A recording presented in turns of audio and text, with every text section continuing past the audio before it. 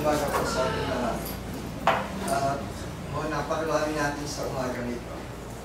Salamat po sa pagdalo at nawa ay sa umaga nito ay makapagbahagi ako ng mensahe.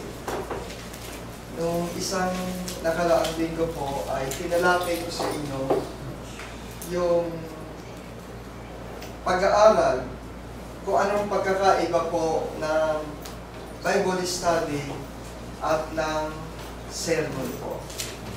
Nakakalungkot at hindi po napakinggan ng iba, pero ito naman po yung ating ikalawang bahagi.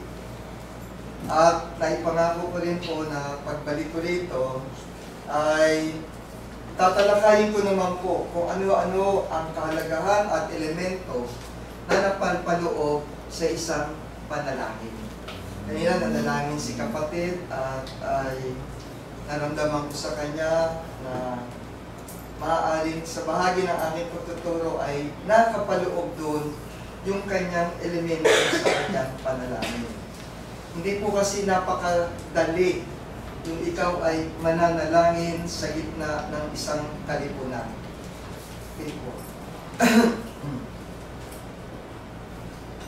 At sa umaga pong ito, binigyan ko ng pamagat o title, Elements of Biblical Prayer. Ang panalangin po ay ito ang sa pinaka-most intimate way na ginagawa natin upang maibahagi natin sa ating Panginoon yung nais nating sabihin. Dinidiretso po natin ito upang itaas natin sa Kanya ang ating mga kahilingan, ang ating mga suliranin, ang ating mga concern, takot sa buhay. At kung tayo ay nagpapasalamat, pinapakita natin sa ating pamamagitan ng panalangin kung gaano tayong ka-grateful sa ating mga buhay. Kaya napaka-importante ng panalangin. Kung kaya itinuturo ko din po ito lalo-lalo na sa mga kabataan. Para sa ganun, sa simula pa lamang po, alam na ng mga kabataan yung pong pagkakaroon natin ng tamang kapalaanan sa ating mga panalangin. Kung babalikan po natin ang Katoliko, mapapansin niyo po at mauobserbahan niyo yung kanilang paraan ng panalangin ay iba doon sa kaparaan ng isinasagawa natin dito o ng ilang mga kongregasyon. Dito po tayo ay hindi nananalangin ng paulit-ulit kung mapapansin niyo po na 5 Hail Mary o Aba Ginoong Maria, tayo hindi nagpa-practice po ng ganun dito kung mapapansin niyo. Sa ating panalangin po, tayo humihingi ng Spirit to guide our step upang sa gayon ay ma-transform ang ating heart. Dahil po sa uri ng panalangin, dapat nating malaman na kung saan ay may two-way communication tayo. Na kung saan ang ating Panginoon ang siyang makikinig sa ating mga hinaing at tayo mga Kristiyano ang magsasalita. So, may two-way communication po tayo. Kung kaya't ang kahalagahan po ng panalangin, sabi nga po sa Matthew 18:20, where 2 or 3 gather together in my name, I am with thee. Sabi po yan. Ang tanong ko po, ang bawat isa po ba sa atin ay alam kung paano ang panalangin? Maaari ang ilan po sa atin ay, sabi niya, pero bang pattern niya, Brother Nelson? Wala naman po talagang exacto pattern. Pero yung biblical contents of our prayer ay binibigay pong gabay o guidance para po madali nating maisambit ang anumang mga kahilingan natin sa Panginoon. A prayer is a praise, thanksgiving, confession, supplication, and appeal to our God.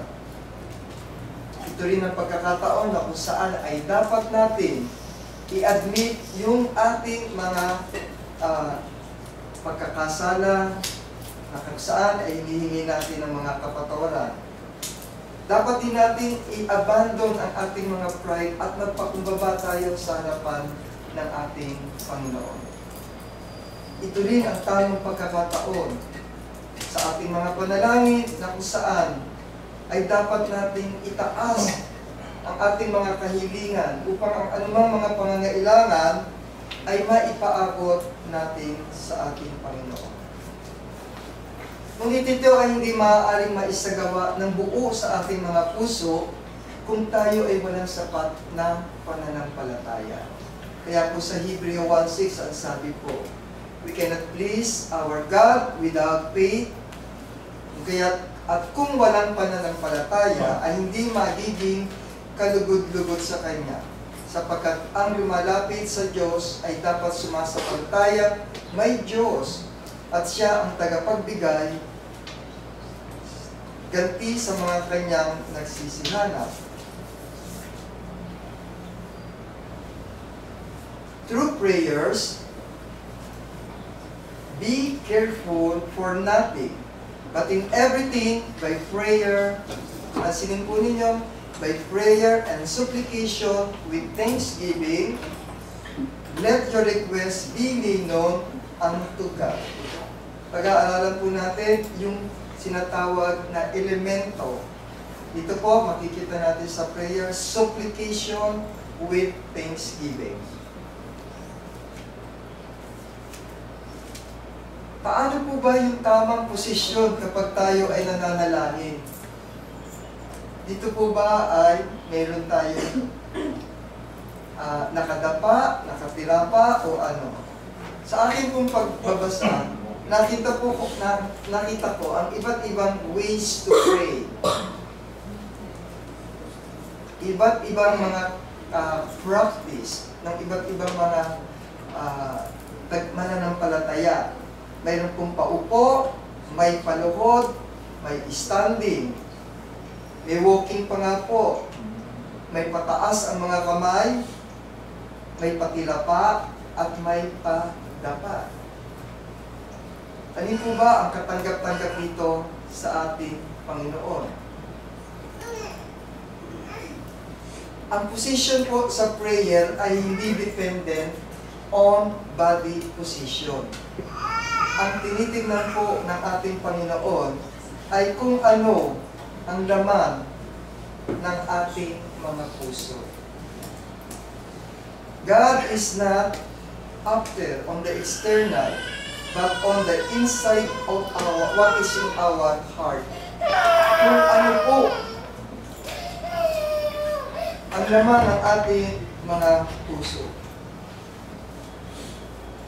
Makikita rin po na kung saan sinabi po sa Matthew 6:6, but when you pray, go into your room and shut the door and pray to your Father who is in secret, and your Father who sees in secret will reward you. So inabi-report po, kahit saan kang lugar, kahit anong posisyon, basta naiusal mo ang iyong panalangin, ito'y katanggap-tanggap sa ating Panginoon. At sa huling sandali ng ating panalangin, lagi po tayong may sinasabing, Amen. Amen. In Jesus' name, Amen. Bakit po may Amen? Ang ibig sabihin po ng Amen is, so be it. Kung Tagalog po, ito po ay nagsisignify ng ating pananampalataya, ng ating agreement, kung ano yung nais nating ipaabot sa ating. Kumbaga, isinusuko na natin sa Panginoon. Bahala ka na, Panginoon, kung ano ang aming mga panalangin, kung ito'y iyong ipagkakataon.